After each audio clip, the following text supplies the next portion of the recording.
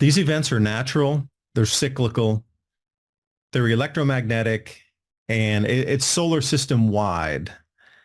So there's really nothing that we as humans or humanity on this planet can do about these larger, more powerful, heavier cycles that come and interfere with our civilization on a regular pattern, on a regular time frame, on a regular cycle. Some of our world can be salvaged. Yeah. Some of it cannot be. But in any business, if you're running this planet as a farm or a business, then you would already start to clip off the vine of these areas that would not survive anyway through this natural cycle. Wow. And you would transfer what you could to the new usable part of the earth that they think will make it through this cycle relatively unscathed.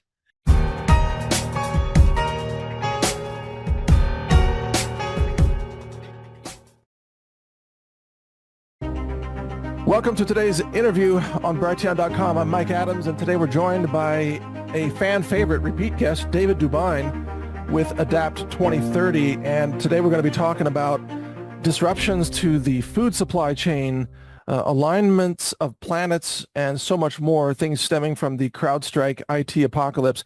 Welcome to the show today, David. It's great to have you back.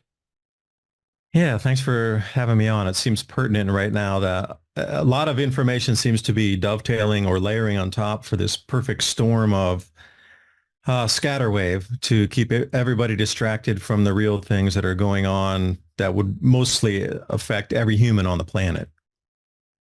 Yeah, people are getting a sense that there's a lot of crazy things happening, and let's start with this CrowdStrike situation, which many people believe was deliberately caused by someone, perhaps a rogue employee or an infiltrated employee. I'm not blaming the CrowdStrike company itself, but their infrastructure may have been exploited or hacked to allow this to happen. This has brought down, according to the CEO, 8.5 million Windows servers that run everything from government to transportation, airlines, supply chains, bank, and finance. There was an insurance industry analysis of this event that just came out that's currently estimating real losses of over $5 billion from this, just from this, and that the insurance industry is on the hook for about 20% of that, or about $1 billion. So this is going to result in all kinds of insurance claims, loss of business continuity, things like that, which are, partially paid by a lot of these policies. So the insurance industry is also going to take a big hit, which means they're going to be raising insurance rates on everybody else as well, all because of this. As we're moving forward here, I think they're trying to get scheduled on some timelines, because I would ask everybody out there this one single question. If there was this much problem with CrowdStrike and all of the enterprise systems across the world that are in at least Fortune 500 companies, what's going to happen with central bank digital currencies on a centralized ledger for a global initiative to have a worldwide pegged currency of 1-to-1 for a global reserve currency on on some sort of ledger? If they're coming back with the same types of encryption, that's going to require some handling in a data file for a JSON file. Look at the dangers that's presented. They're trying to sell you CBDCs, but we saw one of the most epic failures ever seen, but they're still trying to push forward with the CBDCs. Like, you got to ask a few questions here. The narrative is broken. It's not going to take long if they try to force everybody into a CBDC. Cyber hackers around the world are going to bring that thing to its knees in no time. Maybe even an inside job could bring it down, just like what we saw with CrowdStrike. So it won't take long before CBDCs are shown to be not reliable. I mean, even with this CrowdStrike attack, grocery stores reverted to cash, right? So, you want to eat, you better have cash. I mean, that's the upshot of it. President Trump warned the U.S. dollar is crashing and will no longer be the world standard. BRICS, attracting more and more countries and moving away from the U.S. dollar. A global de-dollarization trend accelerates. Gold is security in times of uncertainty. Call the Patriot Gold Group today before it's too late. And Patriot Gold Group has an OP for Life IRA, where your IRA or 401k could be in physical gold or silver. An OP for Life IRA on qualifying rollovers. Give them a call, 888-546-7020. And now on with the video. I did a full video just on the food implications of that because a lot of people were covering airlines and that was the big thing that, people sleeping in the terminals. What they weren't really showing you were the enormous amount of self-checkout counters that were rendered inoperable. And also Yeah. the debit cards weren't swiping correctly. And then also another thing that, you may have cash, but you got to consider this. The bar swipe code reader, if it was inoperable or if the item you swiped didn't come up with the numerical value like 1 or 2, like you're buying 2 bags of rice or 1 bag of rice, if it came up as a non-designated number on that, they wouldn't sell it to you because it would throw off their ordering system. So even if you had the cash and that item wasn't swiping correctly, they would say you can't buy that one because it would throw off all of the intricate ordering that we have right now. So you may have cash. Like if it goes down any further, we're just going to simply close the store. And this might be repeatable across all of the United States where if enough systems go down where you can't check out, cards aren't working, inventory barcode swipes aren't working, they're going to close you out because that's going to cause too much problem on the back end of sending out a few hundred items or 1,000 items to the day that came off the shelf that nobody's going to write those barcodes down. So how do you, balance and adjust that ordering a system again after 1 or 2 days of that? Right. Companies don't want the headache. You're the last thing they worry about of getting you food into your children's mouth and your family's mouth. They don't care. They're worried about them having to hire extra overtime to try to balance out. And what's the ROI of you starving versus them having to bring in 20 extra people to do inventory? Well, yeah, exactly. But I'm thinking that we've reached this point in society where we've become totally dependent on technology, but now the technology has escaped our control. And part of that's just because of widespread incompetence. And if you think about it, like how could the whole Western world have been so reliant on one company's code and have opened up all their systems to the pushing of one file from one company that brought down literally millions of systems? That is a crazy, dangerous centralization of control and dependency on technology. Because again, I would ask everybody out there listening, look at the global level. Like what else is wired in that dominates? Undersea cables would be another one. If you take out some undersea cables, you knock out literally the internet of the world. But what other ones are out there that are at such a behemoth of global level where that takes out an enormous amount of businesses across the planet or communications or food systems? Well, Swift. I mean, Yeah, Swift, banking exactly. backbone, right? So yeah, if you take out the transactional capabilities, then nothing happens. There's no food, there's no fuel, there's no transportation, nothing. And it seems like we're not far from that. It also seems to me like there could be an effort to deliberately unleash that upon us. Yeah, and the danger in that too, for those of you who are unaware out there, our agricultural system here in America revolves on credit. So if the farmers don't have the ability to pre-purchase seed and repair parts and fertilizers and the gamut of things, fuel, oils, etc., we're not going to have any food. So if there is such a large banking crisis where credit dries up or is non-available and there is literally no liquidity out there, that is going to directly affect the farmers themselves. Yeah. And then all those other steps in between getting from the farm to your table. I mean, no credit, we have no food. You've been tracking a lot of other things that are happening as well. You sent me some images of the planets and things that are approaching, I think, in October of this year. You want to walk us through some of that? And my analysis of this entire just full spectrum distraction wave that we're out in the middle of right now. These events are natural, they're cyclical, they're electromagnetic, and it's solar system wide. So there's really nothing that we as humans or humanity on this planet can do about these larger, more powerful, heavier cycles that come and interfere with our civilization on a regular pattern, on a regular time frame, on a regular cycle. I just wanted to start with the first one where it compares 2024 with 79 AD, because this puts it into perspective for you. The four gas giants, Jupiter, Saturn, Uranus, and Neptune, are going to square themselves and was as close to a perfect square as our solar system can provide in the orbits that we have. Then the Earth will be in the center. and the sun will be on the backside of us. So our Earth is going to loop through two different magnetic fields. So if you put this in perspective and you understand that there's vast electric changes, electromagnetic changes, gravitational changes, and weather system changes, and the perception of humanity on how they see reality in front of them, this screen that we call our lives in front of us is decoded through your brain. But you have those two hemispheres of the brain, and Mike, you can talk about this far better than I. They're electrically connected, and you need a magnetic field for that to run in and be operable. No magnetic field, no electrical connections, you're dead. Literally, there's no way for your brain to function. Now we're coming into a time in the last 2,000 years where there's going to be some very strange anomalies in those same fields that I just mentioned.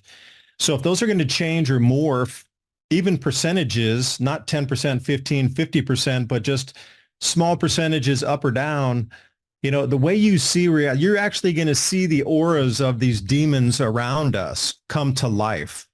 And at that point, how would you distract you set up this entire mechanism for 50, 70 years, at least in this iteration, to get these last three generations to believe what it is that reality is. It's been carefully constructed for the masses to stay and do their jobs, go to war, build the roads, and then the rest stay on top with their piles of immense treasure.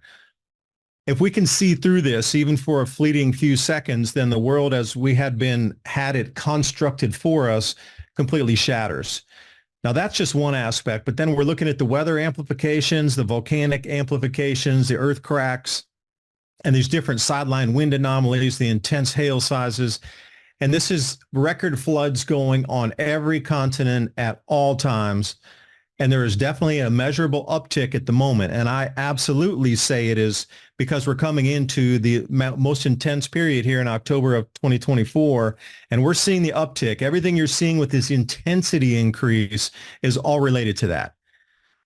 Now, be the governments on the planet and you're understanding the same timelines on this. And I really believe a lot of these things that we're seeing right now, they're going to have to get more grandiose, the distractions even larger, and perhaps, like you said, completely take grids or internet down or electricity down to bring people to that primal fear level and then let this wave sweep by without them noticing. They'll be too skittish in a chaotic survival mode for them to realize that some sort of different, the way they're looking at the world is different. But at that point, when it comes back online again, these controllers may have upped the ante and have a different system in place by that point. Can we back up a little bit?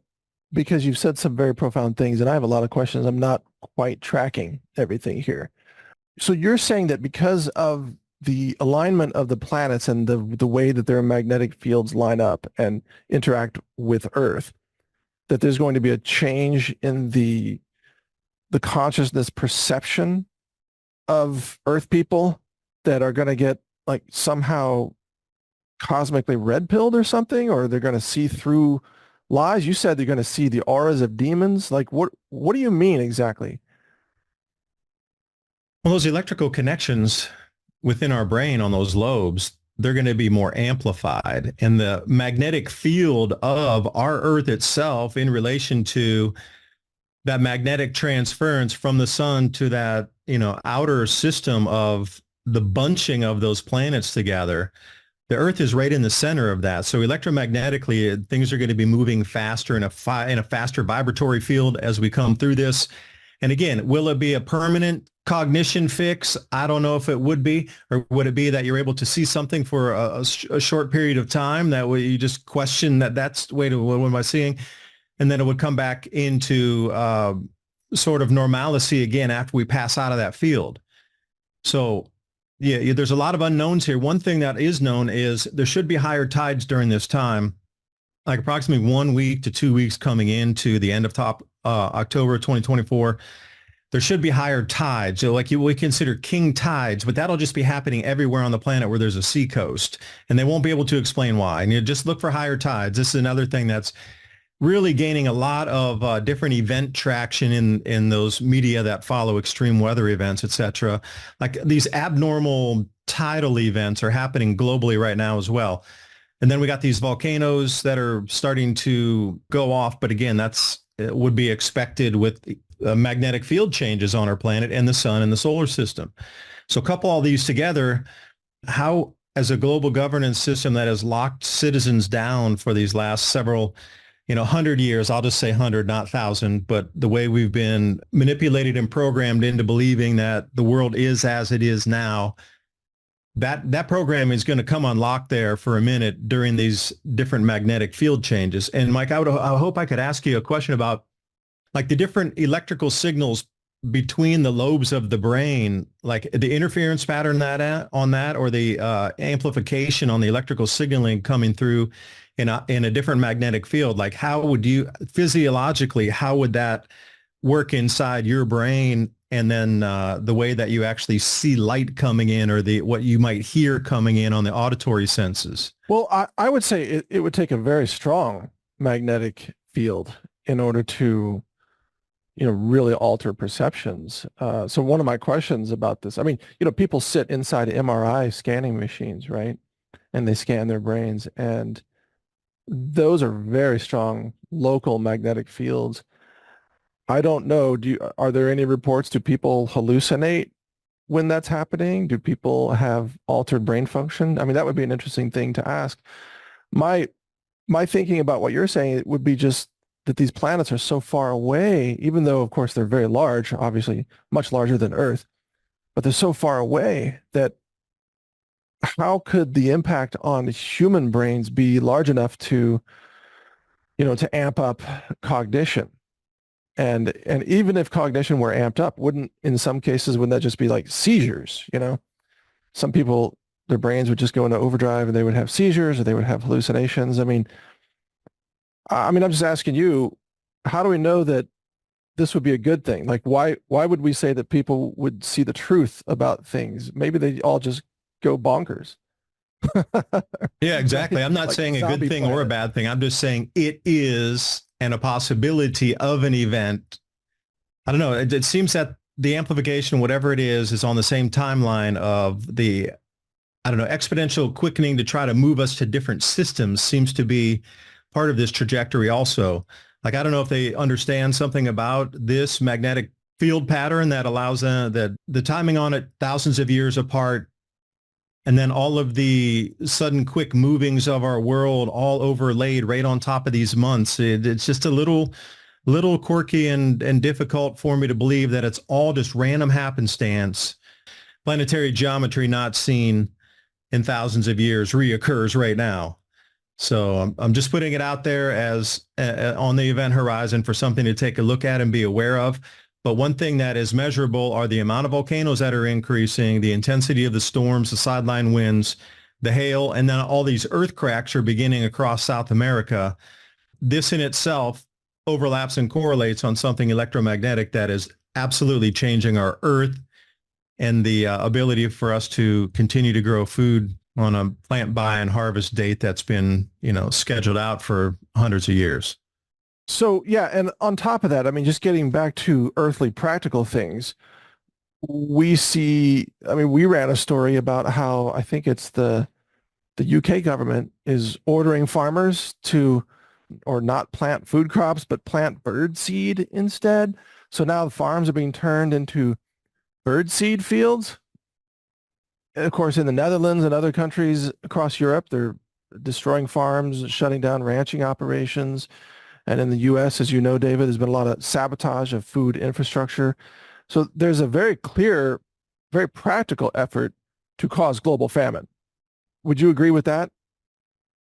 I would. And now the first official global methane taxes have started. So since you mentioned over there, it's about, let's see, the UK, England wants to do a 200-pound per animal per year tax for methane. And then in the rest of the greater EU, it's €100 per cow per year as a tax in addition to for the farmer to pay just because of methane. Wow. And if we look at China right now too, I don't know if you've been following, the massive floods over there have just absolutely wreaked havoc across their central growing area. So the numbers I have so far is China has lost 15% of its rice crops so far. And they are absolutely going to be out on the world market looking for an enormous amount of additional imports this year because they have lost just so much.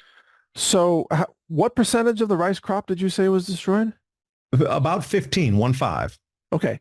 So that's really bad given that China already can't feed its own people. I mean, it's buying up, as you know, corn and rice and soy and everything all over the world to import that just to cover its own needs. And now if you have these losses on top of that, that's pretty devastating for China. As far as I know, China is not deliberately shutting down their farms, right? Oh, the They're, contrary. They're going off into Africa and putting extra investment there to try to bring African resources online. yeah. The below ground water resources is a big one nobody talks about. I mean, Gaddafi had drilled down into the Nubian sandstone aquifer and was pumping that water above ground to irrigate like it was 100,000 acres of sorghum in their test plots out there where the old basin of the mega lakes were southern Libya. Obviously, China and Russia understand that above ground water's increasing, and then you can tap all those hundreds of thousands of cubic kilometers of water beneath Africa. And yeah, they're going off in different places around the world. They're buying our farmland, but they're also over in Africa setting up all the infrastructure to grow food and then send it along the maritime string of pearls back to China and then unloaded Jakpu port over in northern Myanmar. So China is building infrastructure to feed its people, to survive, to thrive, to grow. The West is destroying infrastructure to starve its people and to destroy society, economic collapse, shutting down energy infrastructure, pipelines, coal-fired power plants, all of that. I mean, wow, what a contrast, huh? Well, it's just a transference. I mean, the next 80-year cycle, the next, the Strauss and Howe for turning, that money needs to go somewhere to restart the debt system. So if everybody out there is thinking this is all just like, hey, it's the bad BRICS versus the good, West over here, this is nothing more than a scripted transference of all wealth on the planet to a new location to restart the system. It's nothing more. Everything is choreographed and scripted. What you're seeing out here is the largest screenplay in real time, and everybody you see at these highest of levels is an actor, at least in my opinion, most. And everybody, and if you haven't noticed by now, all countries and all government leaders across the entire planet are moving like a school of fish in unison, so there's no more individuality. It seems like our globe has been either compromised and come under complete control on a global level, or there's something else going on where their continuity of government is they all understand there's a massive event inbound and they all need to work in coordinated effort to get this. And by doing that, the hopes for survival for quote unquote humanity, the odds will be better. But again, Yeah, that could be it. That sounds like a movie also, doesn't it? it does, but you just said that there's a massive event inbound, and that brings up a lot of questions. I've interviewed other experts who say, for example, that there's a giant a planetary mass in the solar system. In its gravity orbit would bring in a barrage of meteors that would strike, many areas, many cities even on Earth at like nuclear weapons, right? But they're actually just rocks falling out of the sky. Do you think that the globalists are aware of some well-known major event, like maybe like not just a magnetic flip, but a pole shift type of event or something along those lines that they're not telling us about, but they know it's coming? You got to think if there was an event that was known, would governments come out and tell you point blank, hey, in 2045, there's going to be a micronova. Hey, in 2030, this event. Oh, by the way, in October of this year, there's a possibility of a perturbation in the electromagnetic field that'll cause higher tides and disrupt quite a few weather patterns that grow our crops reliably. You wouldn't, because people would stop investing. People wouldn't see that tomorrow our financial markets would collapse as everybody pulled money out to go, start getting prepared for this. Now, bringing back what you mentioned earlier, the psychological events that are happening, I think a lot of people listening to this would say that people are losing their minds. I mean, there's a lot of craziness happening, and it seems to be amping up. And in your view, David, I think what you're saying is that this is not random. This is connected to cosmic events. Is that fair to say that? It has been. And, there's always these segments of society, I don't care how far back in history you go, that are the sky watchers for the leaders of countries or emperors or kings, whatever, that leader was called through history. It's always been like this. The only reason we have a stable climate on the planet is because our sun allows us the luxury for these last 200 years of some of the most stable climate we've had in the last 12,000 years has been in these last 200. Now, this is starting to vary right now where you're starting to see it. You're starting to see animals behave differently. Now, if they're behaving differently, you think the human is just another animal that, we would start to, resonate with that, things are off, magnetic fields are off. And it's not going to be just an instantaneous event where people start to flip their minds and, just freak out and, like you say, seizures. And so imagine if this has been a gradual uptick for the last 2 or 3 years of slow intensification, which makes sense on how the world seems to be more out of step or more out of kilter as we move toward into these events. But when our sun changes, whatever it does, either really low solar activity bringing us into an ice age where that is a dim ball in the sky, or it's an extremely excited sun like it was in the 1990s, which is the highest solar activity we had in 3,000 years occurred in the 1990s, and that has subsequently stepped off. The sun drives our world. The sun absolutely is responsible for the apex of our civilization and the decline of our civilization over these time periods that we see of the great cultures through history have risen and fallen. They fell because conditions on our planet changed for the ability for us to grow food in a stable, predictable manner. We're back at it again, and I'm absolutely saying the elites very much understand that this cycle is here. Some of our world can be salvaged. Yeah. Some of it cannot be. But in any business, if you're running this planet as a farm or a business, then you would already start to clip off the vine of these areas that would not survive anyway through this natural cycle. Wow. And you would transfer what you could to the new usable part of the earth that they think will make it through this cycle relatively unscathed. So from what you're saying, I mean, even thinking about politics and elections and so on, it's a distraction from the fact that our entire planet is about to become radically overhauled, and the future civilizations on this planet will not be named, the United States of America, probably. I mean, you're talking about some very radical changes here. Oh, as been through history, the radical change is the one where we've had for the last 200 years of being incredibly stable. That's the radical. The normal is flip-flopping changes that are very disruptive. We are just so lucky and so blessed. You should really just be praying every day and just please let this stability in our weather hold on so we can continue to grow crops. Now, it could be a devastating event. It just depends how the media would handle it and get people on board and get them to cooperate and get people more autonomous. Being able to, work in communities as much you do and I do to get some of our own food growing under our belts, know some of our neighbors, take security into our own hands versus waiting on others to facilitate. And that includes firefighting, by the way. So when you look across the board, we're in a crossroad right now where it can go either direction. And see, that's the most hopeful message. It's the most opportunity in human history, but it's just how the media is going to work with us or against us to get us to cooperate or show us or teach us these different ways, at least the regular people who are unaware of this, to get them ready for the changes, both mentally, physically, spiritually. And I hope there is some divine guidance in this as well, because we absolutely need it. I don't see any sense of cohesion being pushed by the powers that be. Now, from the grassroots up, yeah, people want to get along and live peacefully together and so on, but sadly, they're not in charge of the power centers of our world today.